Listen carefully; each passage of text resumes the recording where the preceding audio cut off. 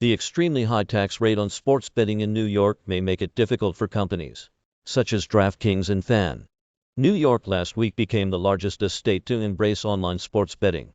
On January 8th, the Empire State began allowing gambling companies including DraftKings, FanDuel, Caesars Sportsbook, and Rush Street Interactive to take mobile sports wagers.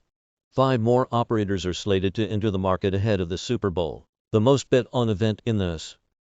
New York's roughly 20 million residents could be a boon for the 9 sports betting platforms, with licenses in the state.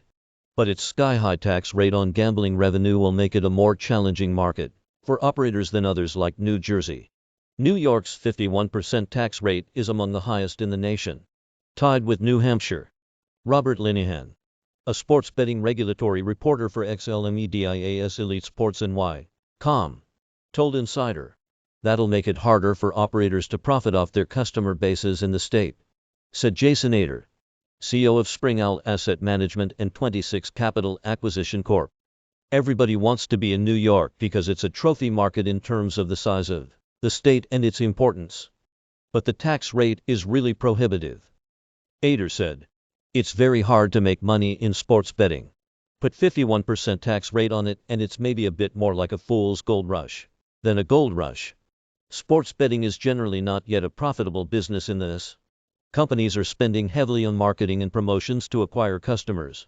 The operators in New York, such as DraftKings and FanDuel, may be better off keeping their most valuable sports bettors wagering in nearby New Jersey. The Garden State's tax rate on sports betting is much lower than New York's, at 14.25% for mobile and online sports betting.